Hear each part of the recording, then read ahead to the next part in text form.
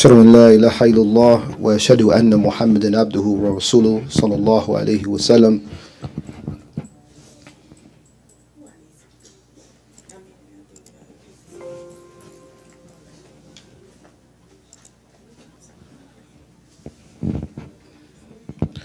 Inshallah, let's go ahead and open up Ta'aleem with Al-Fatiha. أعوذ بالله من الشيطان الرجيم. بسم الله الرحمن الرحيم.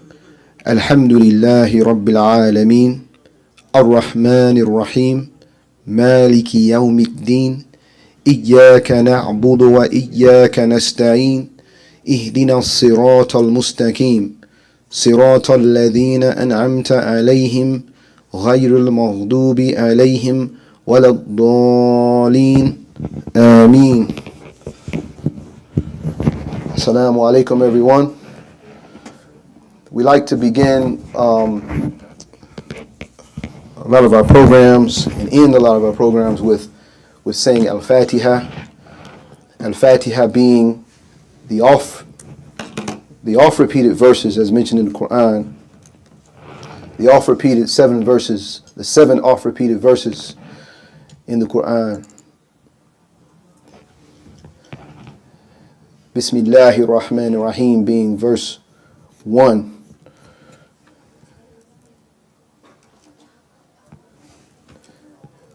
Bismillahir Rahmanir Rahim being verse 1. Alhamdulillahi Rabbil Alameen being verse 2.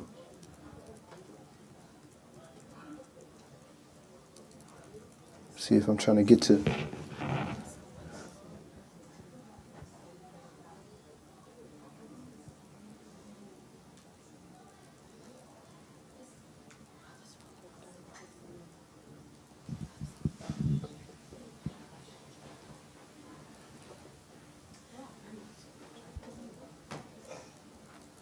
Okay.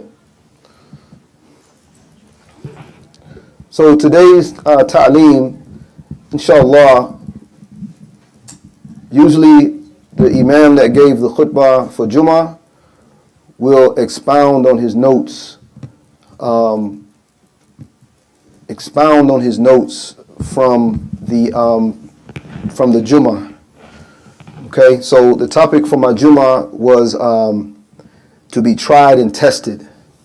To be tried and tested. The understanding that we have as Muslims is that just because you're Muslim, it does not mean that your trials in this life, that you're not going to have troubles, that you're not going to have trials in this life. Okay? But what I will say is, many of the things that we are instructed to do as practicing Muslims help us avoid a lot of the troubles that people may have in this life. For example, we encourage marriage. So for the Muslim population, we shouldn't have a lot of children that are born out of wedlock, for example, because the Muslims believe in marriage before having children. Okay? We don't drink alcohol as we are instructed not to come to prayer intoxicated, as I mentioned in my khutbah. But alcohol being prohibited completely for the Muslims also keeps us away from many of the troubles that you would have. Ironically, just last week or a couple of weeks ago,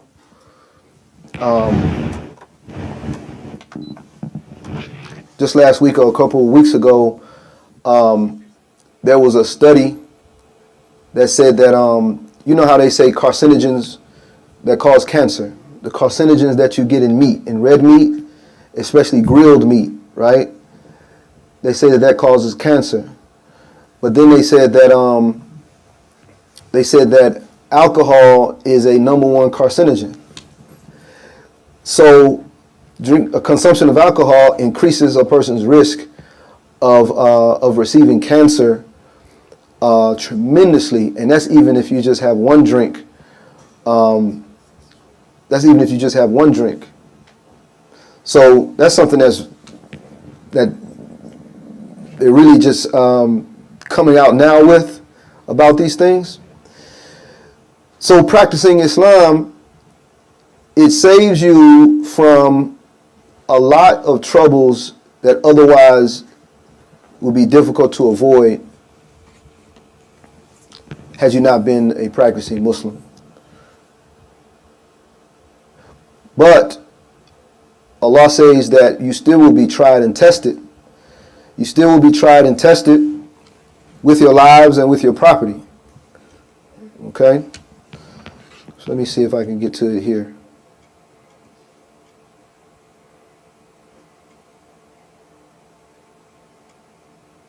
I think that's the wrong one. Okay.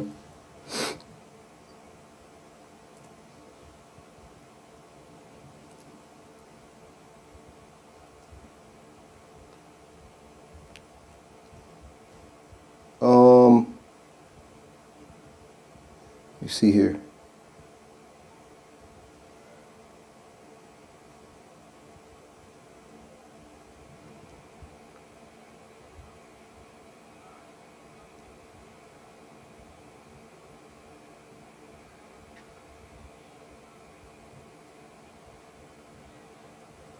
Can't find it. Guess I've been doing too much. Okay, so with that being said, the understanding that Allah will try you and test you, what do we learn from that? We understand also that it says in the Quran that did you think that you would be able to say you believe and not be tested? Did you think that you would be able to say that you believe and not be tested? So we understand in that Allah is going to test you. And when we have that good understanding of it, when you have something that's a difficulty in your life, does that put it in perspective to where you're not going to be in dismay and feel hopeless that there's no way to come back from it?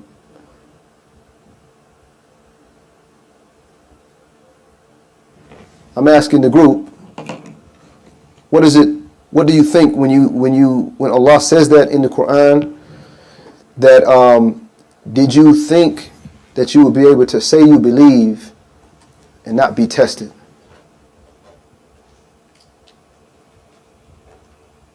Well, I mean, Assalamu alaikum. Wa alaikum salam.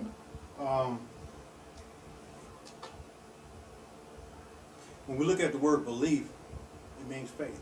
Mm-hmm. So, if we say that we believe in Allah and His messenger, the question is, when we face circumstances that's going to cause some disruption Mm-hmm. in our lives, the question is, when we face those circumstances, are we going to still hold on to saying that we believe in Allah? Or are we going to reject, like in the situation with Job, Prophet Job, alayhi salam, where his wife was kind of, I think, was quoted to Bible tradition, where she said, due to these circumstances you're going through, just curse your maker and die, right? Right. That was a test for her and him. That was a test for both of them, right? Yes. Because he had lost children, he lost his wealth, so he was tested. And so, and many, oftentimes, for us, we go through those same trials and tests, whether it's ourselves, as a community, it can be something that's personal within us that we're struggling, that we're tested with, like sickness, or our family members can be sick, or, spouses or parents or whatever, or children, or we facing some type of financial crisis, where we lose our houses, our cars, or whatever. All those are tests. So those tests come to see if we're going to hold on to Allah, in our faith in Allah. Most definitely. And Allah says, and we did test those before you. I don't want to make sure I'm not moving ahead, Right. but Allah tests us to see if we really believe in Him when we face these circumstances. Mm-hmm. So this is something that has become a phenomena within Islam. The growth that Islam is receiving right now, a lot of current Muslims are saying that they were encouraged to become a Muslim, to study Islam and see what this is all about, when they saw the struggles that the Palestinians were going through and that they were still able to hold on to their faith. This is something that, anybody ever heard of Shaun King? Yes. Okay. Shaun King he is still a civil rights activist, a social justice activist, and he was a Christian and also a preacher, and he ended up accepting Islam because he saw that the struggles that the Palestinians were going through. This is something that's interesting because he already knew about Islam before that. So it's a lot of people that know about Islam and they know things about Islam, but what made him go over the line and become a Muslim himself was seeing how Palestinians going through so much oppression, bombs flying over, whole families being destroyed, and yet they're still able to hold their hands up and praise Allah through that type of oppression. People wonder what kind of religion is this by which people are still able to hold on to faith in these type of moments of despair. Okay? And it's something that can't be understood, is it? It can't be understood because a lot of people would run away the moment they feel a stub on their toe. Or, I didn't say that right, but they stub their toe, just feel a little bit of pain. Okay? So this verse, chapter 29, verse 2, do men think that they will be left alone on saying, we believe, and that they will not be tested? It's a question from Allah subhanahu wa ta'ala. Okay?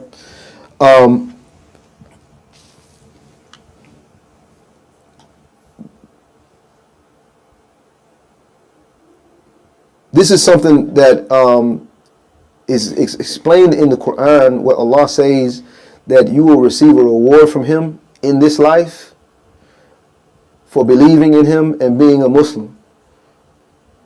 In this life. But we also will be tested in this life. So what is that reward that is spoken of? I mention that because I said in the practicing of Islam, there are certain things that we will still avoid just by practicing this religion. Where someone may take things from you, you may have to live under oppression, but certain things will be avoided altogether. As far as your family life, it's something as simple as having a spouse that you can actually trust. There's some people who non-Muslims who never even had a person as their spouse that they can actually trust and give their whole life to. Because integrity, something that's hard to come by. Now, what's the definition of integrity? Now, I don't know if I ever looked up what integrity is. I was just told growing up that integrity is doing the right thing even when no one else is around. That's integrity. But I never looked up what the definition of it. I never looked it up. Like, define integrity. Let me see.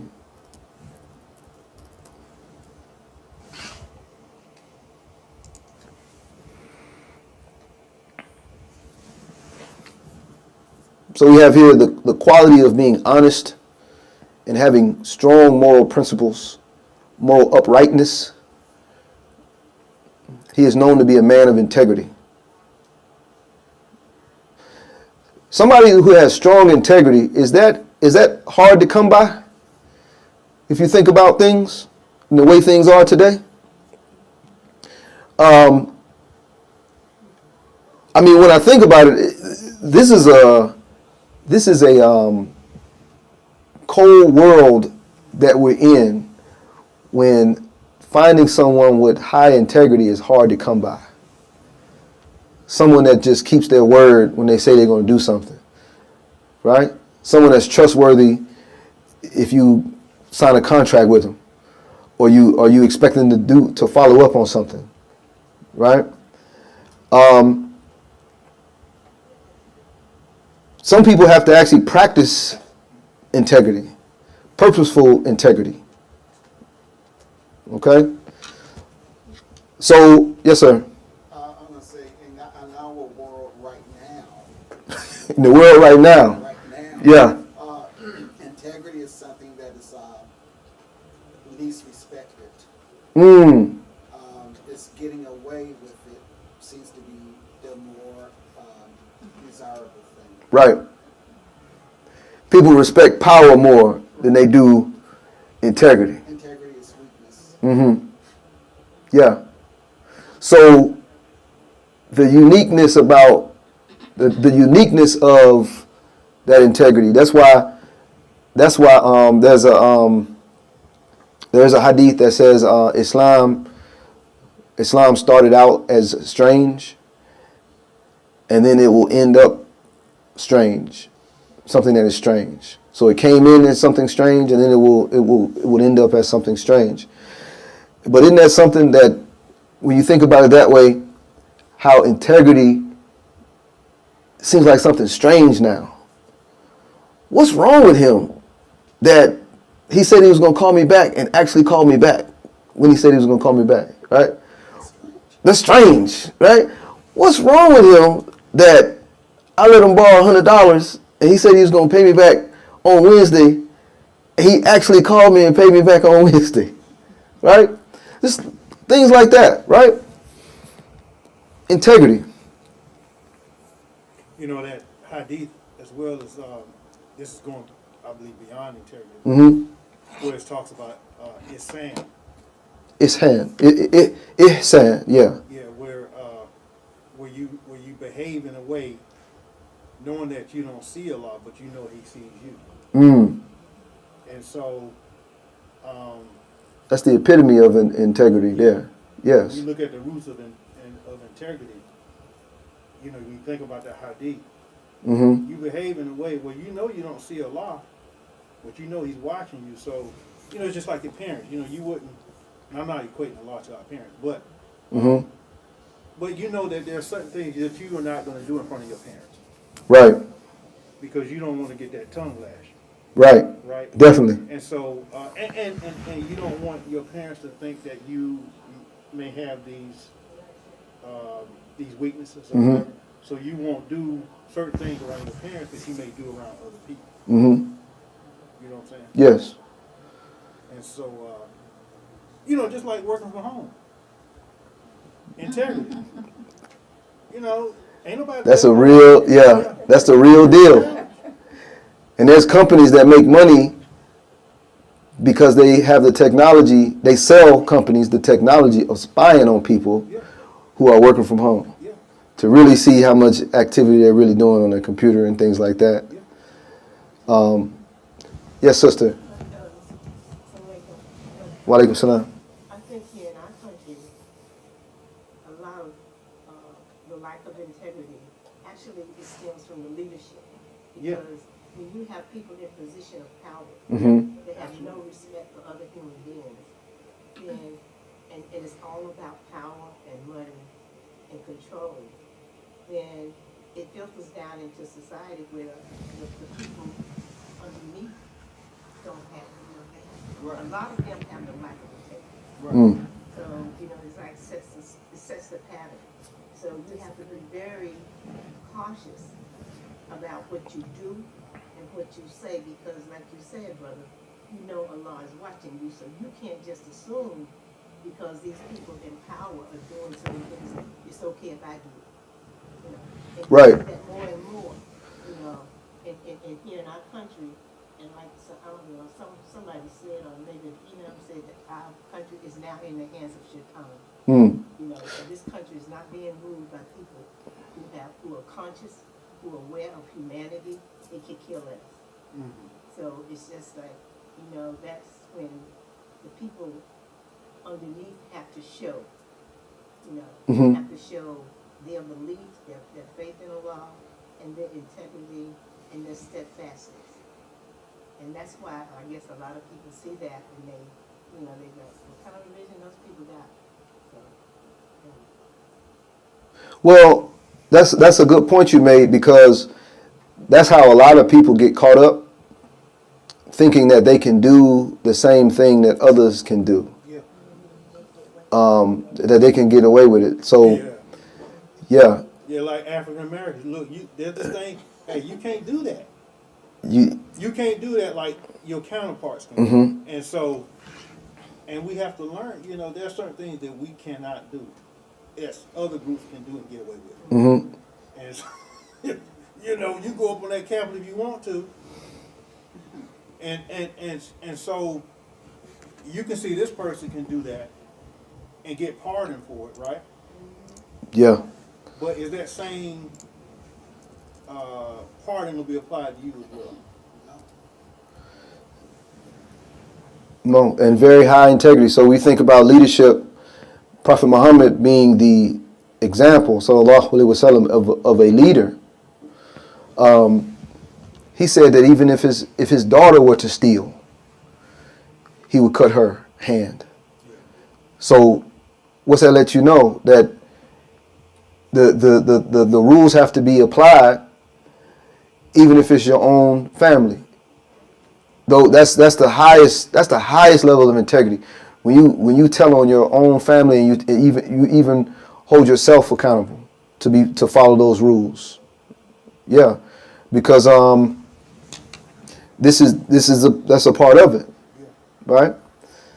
Somebody had a hand up over here? Sister. Yes. I was just going to say that, we're living in a time where people are glorifying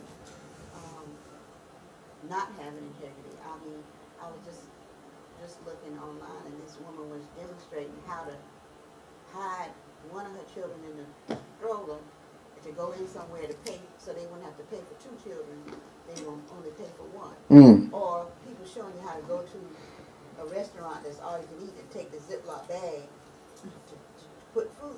I mean, so not only are they glorifying it, but they're bragging about things that, again, like you said, Brother Jabril, don't you try that. Mm-hmm. But more so than that, when we look at the prophet, I read that if somebody gave him some money to hold for them, when they came back to get it, he gave them, like if he said, keep this $200 for me.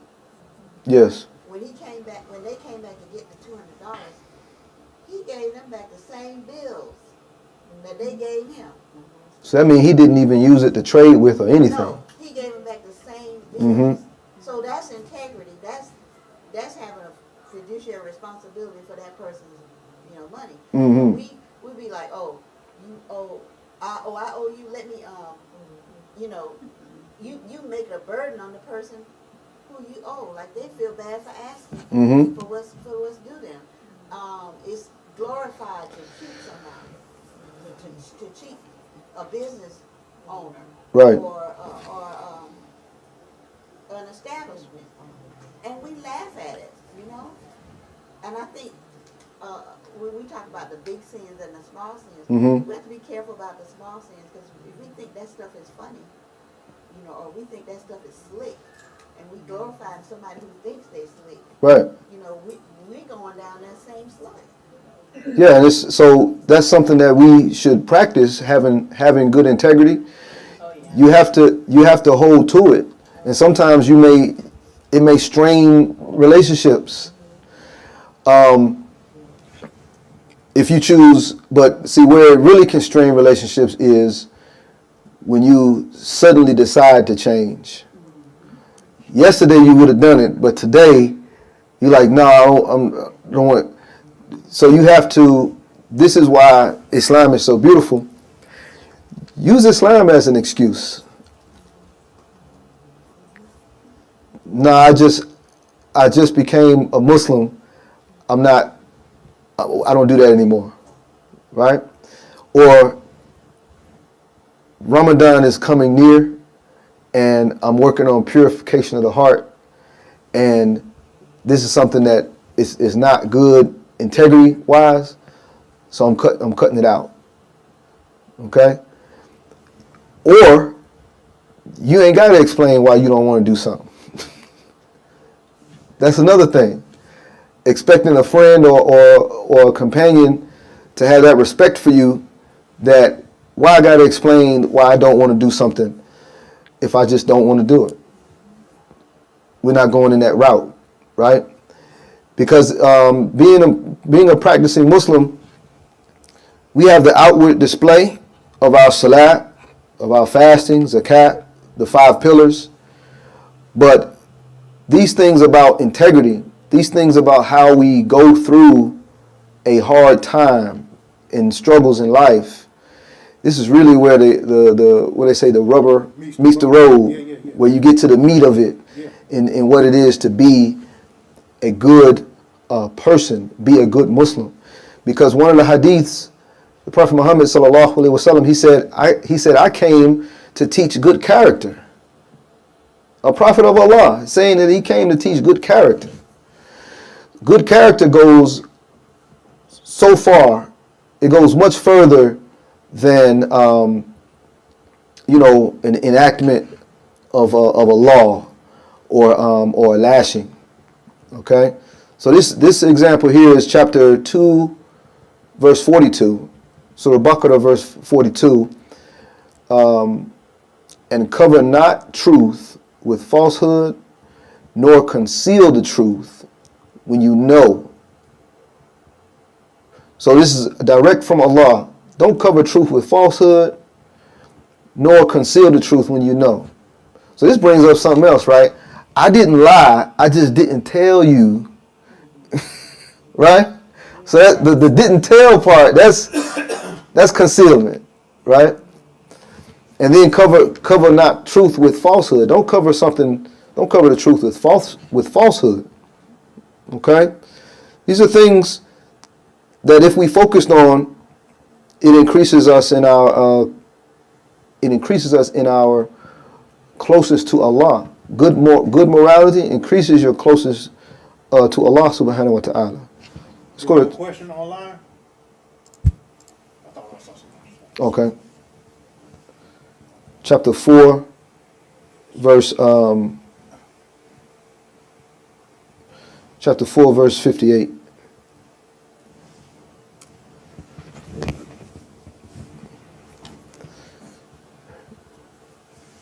Surah An-Nisa. Inna Allaha ya'murukum. Allah commands. Allah orders you to render back your trust to those whom you are due, and when you judge between man and man, that ye judge with justice. Verily, how excellent is the teaching which He gives you, for Allah is He who hears and sees all things. Okay, so this verse here, just understanding what justice and fairness is. One thing that's beautiful about the Quran, and we're going to wrap things up in just a minute or so. One thing that's beautiful about what Allah does in the Quran is Allah will never insult the intelligence of man. And what I mean by that is by either by over explaining something, or by insulting the mind of someone, right? This is what I mean. When we read this verse, chapter 4, verse 58, does it have to be explained what is just? What is justice? You know what justice is in your heart, right? So when you judge between man and man, that you judge with justice. Okay? Chapter 4, verse 58. And what is that? Render back your trusts to those whom they are due. Allah commands you to render back your trust to the owners, the ahliha, wa idha hakamtum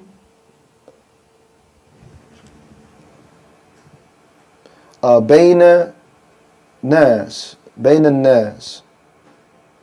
Okay? To judge with justice. Now, to render back your trust, so we're talking about, if you go into a contract with someone and it's due that you pay them back, or you return something to them, Allah commands you to render back your trust to those whom they are due. Okay? So this is interesting because in some religions, the treatment of others that are not a part of your same religion has a different standard that they treat each other. Okay? Is that right? I mean, is that good? I have to be honest with other Muslims, but I can lie to non-Muslims. That's not, no, right? It should be the same for everybody. Right?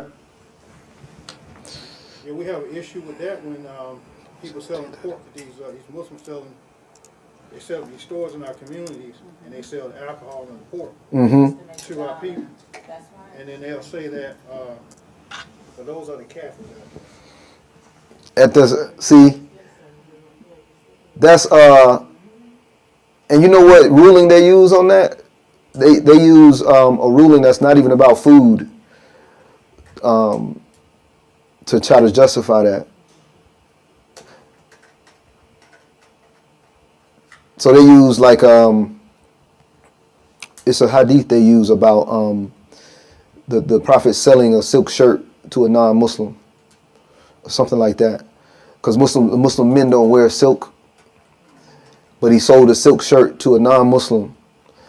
But that's not a ruling of alcohol or pork, right? It's different, right? So this verse here, chapter 17, verse 34, I think I got, yeah. Come not near to the orphan's property except to improve it until he attains the age of full strength, and fulfill every engagement, for every engagement will be inquired into. And it's saying that that's going to be inquired into on the day of judgment. Okay? So even the relationship between foster parent and foster child, right? We're talking about orphans here. And that's one thing that we should understand something here. In Islam, an orphan is not just a child. Well, what our understanding of an orphan is, the mother and the father are gone, the child is on their own, right? That's an orphan. But in Islamic understanding, an orphan is a child whose father is not there. A child whose father has died or is imprisoned. That is an orphan. So a child that's being raised by the mother only is an orphan if that father is dead or imprisoned, right? So that brings to the understanding of orphans in Islam. It says, come not near to the orphan's property except to improve it. Okay? So somebody that's taking care of the orphan and they receive, we'll put this in modern times, right? If somebody's a foster parent, don't they get government assistance to help with that, raising the child? Okay? So if that foster parent just takes that money and doesn't apply it to anything of helping to take care of that child, this is directly addressed in the Quran. Right? Don't come near the orphan's property except to improve it. So there's these other verses about integrity, and this is the last one, chapter 4, verse 135.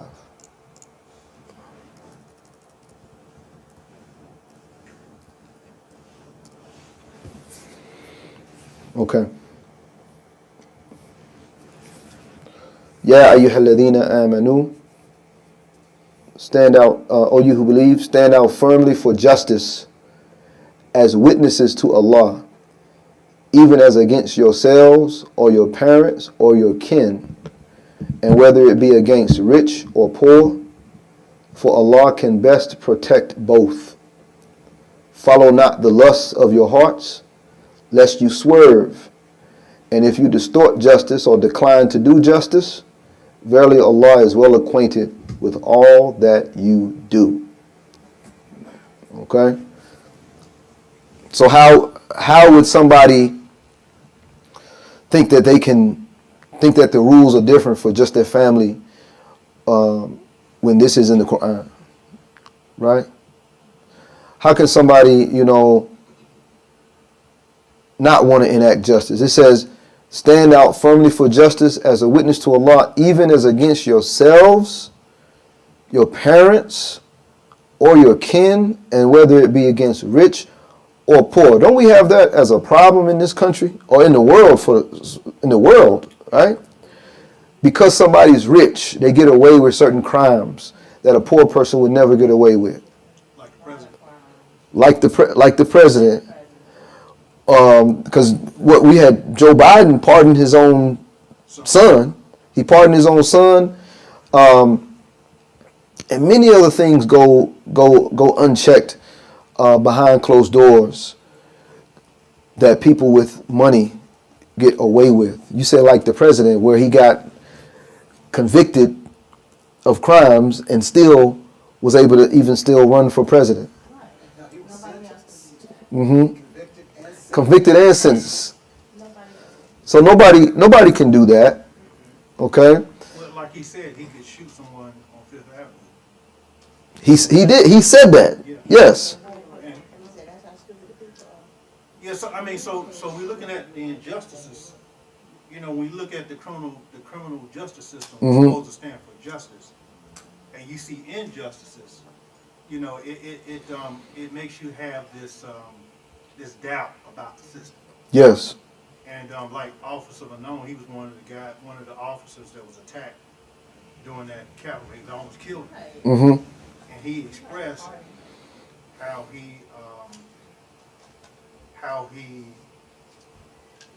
lacks faith in the system now. Yes. Now he's kind of on the run now. Yeah, because the people who were in prison that attacked him are out and on the loose. Yeah, so he doesn't feel safe. Even going back to this verse here, Mm-hmm. there was a kid who turned his father in. Yeah, because he was a J6. He was a J6, and the kid turned his father in. What happened to that child? And now the child is worried about what his father's going to do since he got out. No, he's on the run. The kid's on the run? Yeah, he's in hiding. Mm. So now that's the state that people have to live in now. When justice is not enacted on, it causes chaos and order. So somebody that says we are for law and order. You cause chaos when you don't enact justice, because people feel hopeless that the system is going to uphold justice, and then they're going to act out in a way, they're going to take it in their own hands, Right. and now something crazy starts, right? But we as Muslims, we have faith in Allah. Yes, And nothing happens without Allah. It's all in Allah's plan. yes. The problem I have is just being patient. Mm. Allah is going to take them out. Now, I don't know if I'm going to be a witness to it, Mm-hmm. to see them go out in the flame and glory, but evil will not win. That's right. Evil will not be victorious. Mm-hmm. So, but, we want to see it. We want to see it. We want to see something happen. We want to see We wanna see something happen now. I want to see something right now. Yeah, we want to see the lightning strike the tip of the White House. Now, you know. Yes. And so we have to be patient, but I do remain faithful, because if it hadn't happened the way it's happening, so much is being exposed. Mm-hmm. We would have not even known had happened or that was going to happen. But we're being shown, and we can sit back and be hypocrites, or we can sit back and act like we don't see what we see. Right. But Allah is revealing it, you know. Yes. And one of the things too, I'm mindful of is that, growing up, I remember how hard fought that a lot of the leaders during that time were in the streets, Mm-hmm. beat up. Just I mean, to vote. these men had courage that I've never seen in my life. Getting beat up, dogs sick on them, water hose, and they stood up so that our children and us could have a better life. Mm-hmm. You know, and you don't see that now. So you don't see that now. You know, nobody is saying anything about what's going on. Everybody is closed mouthed. Well, I don't know, it's out of fear, probably, but still, I mean, and you see things are happening in the world, and you see things that you know that are not right. You know, and a lot of Caucasians that I come in contact with are really excited and happy about what he's doing. Oh, he put tariffs on them, and They don't know what a on his tariff own is. plane. I'm like, how can you stand back and watch and see a people Yes. that just want a better life so persecuted? You know, where's your heart? Mm-hmm. So this is there's a science to this.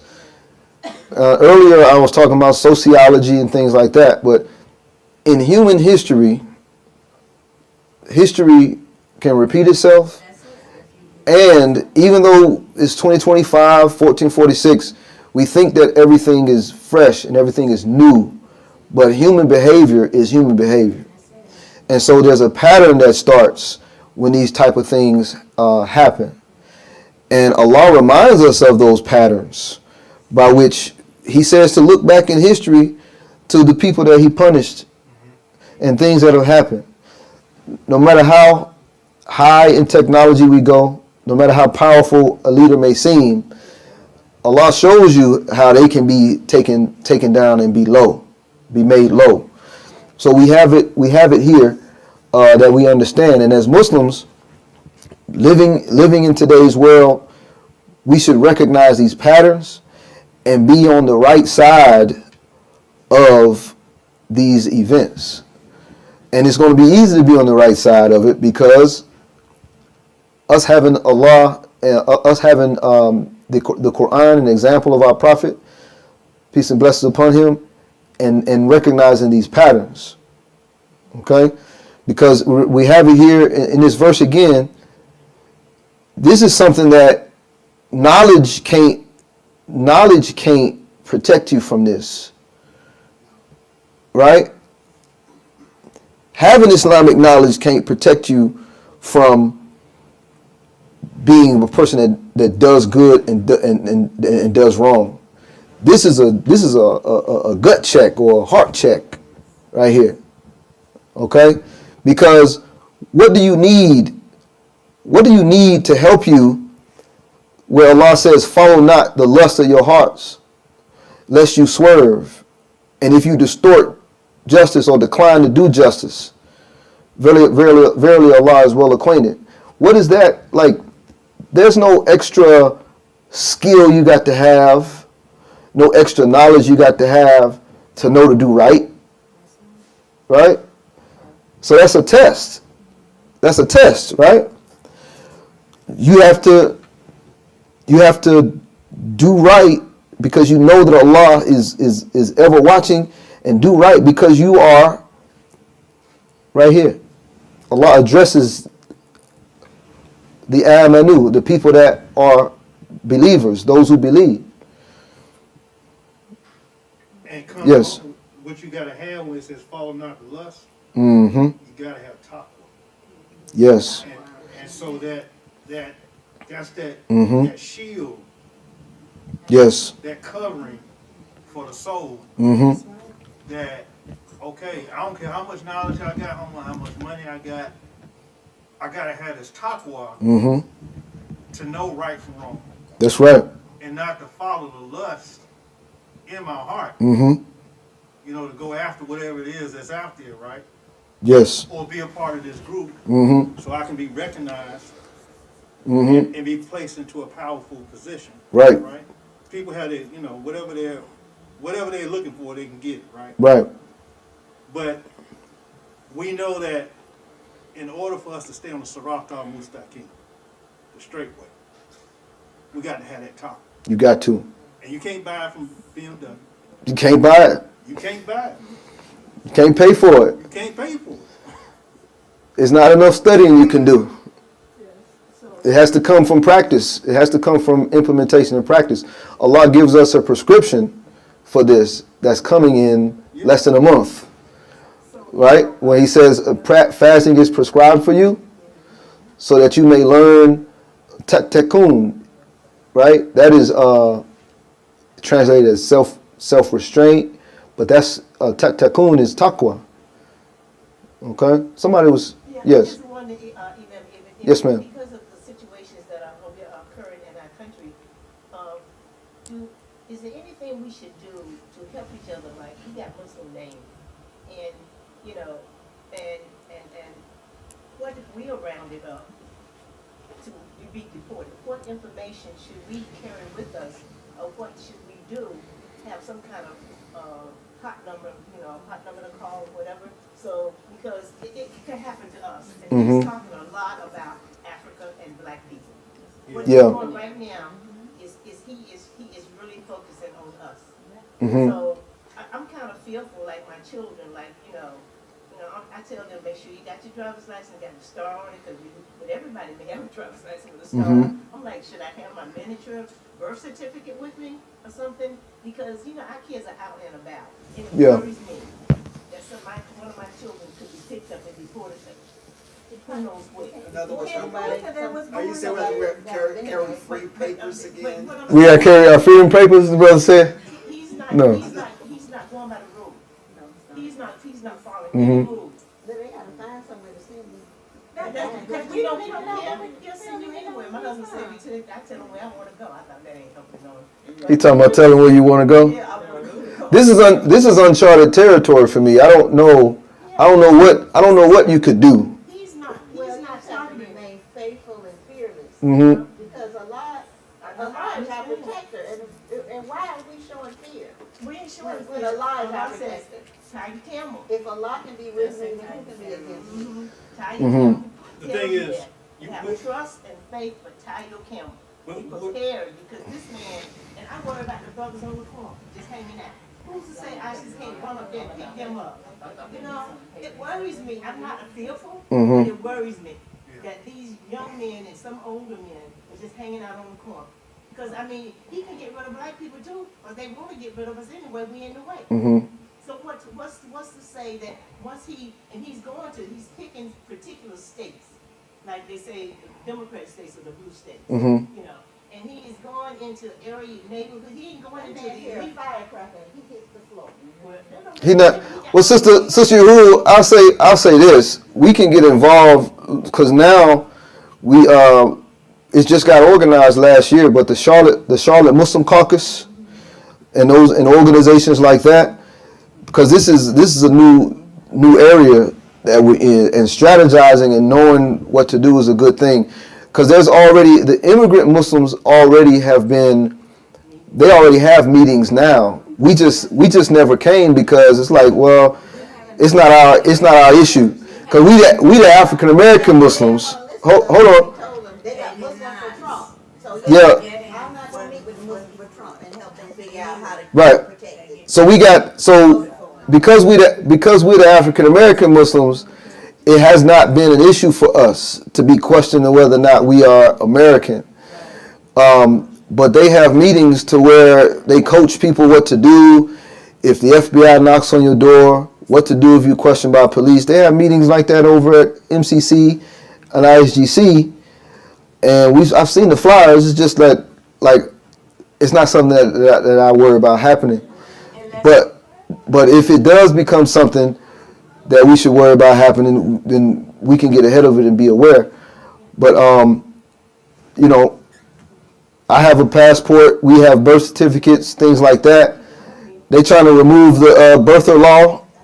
They're trying to remove the birther law. But at the end of the day, Allah is in control. And the best thing we can do is make sure that we are faithful and obedient to Allah subhanahu wa ta'ala. Because that's what we learned from the brothers and sisters in Palestine. They can't take Allah from you. They can't take Islam from you. And so you can still smile in the face of the oppressor and in the face of oppression, because you still have Allah and you still have this religion, Islam, that can't nobody take from you. Right?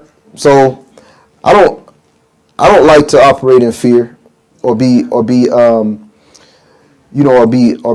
so cautious of what I haven't seen, like, directly in front of me to move about. But we should be aware of things that are coming to knock on our door. Yes. So, with that being said, you said, what did you say, the groups, the Muslims? The Charlotte Muslim Caucus. Now, with us going to participate, I think that's one thing, but you have to also be careful of how much you're participating and how much in the public eye you are. Because if that, that might be what would make somebody start messing with you and your family. Because they don't usually target the African American Muslim like they target the immigrants. Right. So, I mean, we have to think about that as well. I mean, I don't think anything is wrong with getting together with a group of Muslims and, trying to make things better for all of us. Then we have to think of, like what your mother said. Like, they had Muslims for Trump and you couldn't tell them anything. Right. And so you bring it, it's like you're doing things, and you bringing stuff on yourself, and then you want us to come. And it's like, what do you expect? I just Yeah. Another thing I want to mention, I don't want to be the Pharaoh fan. Sister Uhuru. My parents live a little bit apart. Every day I get a letter. Every day somebody want to buy. So my thing is, make sure that what we have here is secure.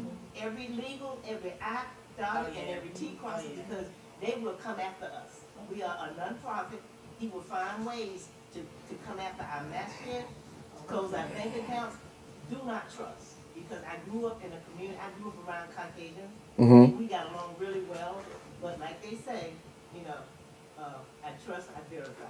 That's how we grew up. So I'm just saying, let's get everything needs to be done here. Let's secure our place in worship, because all of us would not fit in the school or whatever we were doing in our house. We don't do that no more. So just make sure. So if they come after nonprofit organizations and target us, African American Muslims, or target just, just make sure we got everything in a row, because I do not trust. I don't even trust our local government. Understand? Because they are trying to take Shaw University away from, they're trying to move it because they want that property. And when people won't Show up in Raleigh. yes, sir. And the founder set it up so that you have to, you can't, it's an endowment, so you just can't go in there and take it. You have to actually go to court and get a lawsuit, but the Attorney General has the ability to sue and keep them from closing out. And they're going after historically black colleges anyway. So my thing is, and my other thing is that if we started a school here, we can do one grade a year. know what I'm saying? Start with 1 grade a year. We don't have to have 1 through 12. See, we Right. need to do something for ourselves because he's pushing that public money into private schools. So I'm just, Okay. don't say nothing else. That's a whole nother meeting. We got. That is, So let's- but we have to realize too, that, I mean, this man, hopefully he's not gonna be in here but so long. He got 4 years, I pray and he's He done. said he didn't have to vote no more. He A lot voted. gonna fix it. And what do you think he So, did? so we can't, he's not gonna be in here A lot forever. gonna fix it. All right. Let's get to a good point where we can. Let's get to a good stopping point. You have something, brother? Yeah, I just want to say, this too shall pass. This too shall pass. Yeah. Because I'm like, we can't live in a state of fear. That's right. And believe it or not, we've gone through this as a nation before. Mhm. This ain't new. There's been things worse. Slavery was Absolutely. worse than Mhm. this. Absolutely. And by God's grace, it passed. Mhm. You know, Jim Crow Yeah. was worse than this. And it passed. And then you got the Jim Crow that we still going through. Yeah. But even now, it's going to pass. Donald Trump ain't going to live forever. He's going to pass. That part. Whether it's going to be in time or in for real, Mhm. he's going to be gone. Yep. So I'm not going to live in fear, and I'm not going to walk around with free papers and do all this stuff. You said you're I'm just going to not gonna have your freedom papers, brother? eat my popcorn and watch the show. A lot And of Sir. that's it. That's a Yeah. What's your last name? Yeah. So we shouldn't walk around in that kind of fear because we fear Allah. We fear Allah alone, and that's the statement of the Muslim that La ilaha illallah. There's no God but Allah, and Allahu Akbar are both two of the most powerful phrases you could say. La ilaha illallah. There's no God but Allah. And you can replace that word God with anything. You know? There's no God who's a president except Allah. There's no God who's anybody. No system greater than Allah. Right? I wanted to say one more thing. The people, they swerved. They saw how he was the first time. And going back to this, but he talks in codes. He says, make America great again. He's speaking to people who have the same mindset, the connection with him. Human beings are human beings. They know he did wrong, but they're looking at their own personal benefit. They're looking at their race. They're looking at their children, and they swerved. I don't think all of them, they probably was straddling the fence because they saw it, but he won. So we have to be careful. It's not just him. He has power in that mindset. He's spreading around America. So we don't want to just close our eyes and just think it's one person. Mm-hmm. You know, so unfortunately, I work with a lot of black men who voted for Trump. Mm-hmm. They perplex me, okay? Because But the at the same time, they're young, and when I really understand, they don't know their own history. No, they don't. And when I do try to tell them about the civil rights movement, they say, I don't want to hear about that. Yeah, they say, I don't want to hear about that. Mm-hmm. And I'm trying to figure out how can you And they can follow their how can you teach young brains Right. the importance of where you are if they literally don't want to hear about their own history? Mm-hmm. It's something that happened in the whole scheme of things that has caused people to go. That has caused a lot of African Americans to go Republican. So that's another subject. We could be here for another hour, but I wanna say. So Tuesday we have the Seerah of Prophet Muhammad with Imam Nasif. And we have some events that are coming up, so I want people to stay tuned. What's your number one source of announcements? Raise your hand if you get text from the masjid. Okay. You get text. Okay. You get emails from the masjid. Emails. You get text, but no emails. Can they go to the code out there? They can go to the code to get text. So many times the QR code, and I get the text, but I don't get the email. Okay. Well, I used to, but I'm fine. you want to email As long as it's the same information, I'm fine. Yeah. Okay. Is it the same information? I can get you. It's the same information, yeah. Most of it is the same information. Yeah. Let's close out with Al-Fatiha. Bismillahir Rahmanir Rahim. Alhamdulillahi Rabbil Alameen. Ar-Rahmanir Rahim. Maliki Yawmiddin. إياك نعبد وإياك نستعين اهدنا الصراط المستقيم صراط الذين أنعمت عليهم غير المغضوب عليهم ولا الضالين آمين.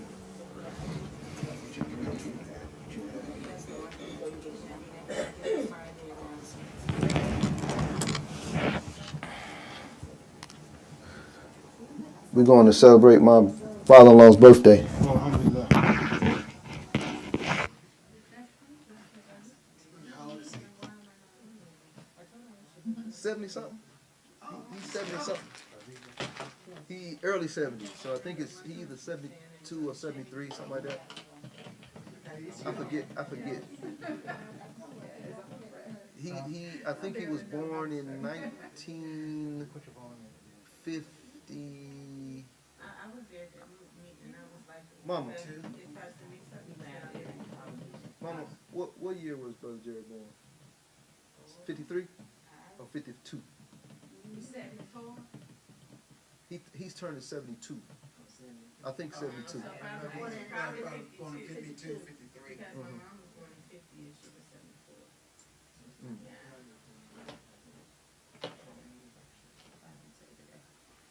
Yeah, because I used to get her. Okay. She didn't know the group chat. You need my text?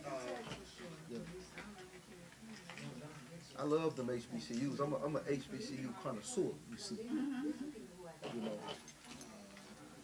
Where'd you go? That's what I said. I just I went to the number one HBCU in the country. The number one. Everybody's number one. I'm a Howard graduate. And my mother is a Hampton graduate. And my wife went to North Carolina Central. Okay, I went to Elizabeth City. She went for her first 2 years and then she transferred to A&T and graduated from A&T in 2016. She was at Elizabeth City 2014, 15, I want to say. She was in the marching band. That must be not far from DC, because It's not, and Yeah. a lot of people. It's close to Norfolk. Yeah, I was gonna say, a lot of people that lived in DC could go home and we would still be stuck because we had such a long drive. Yeah. Because Oh. it's like northeast North Carolina. yeah. Farthest point. Nothing Not a here. thing. Not a thing. Nothing. I know a kid that's going there, for football, and I know him, but he used to play for me. And I said, hey, it's like, Yeah, my daughter, she did 2 years and she had to go. She started up the MSA and everything. You know, the president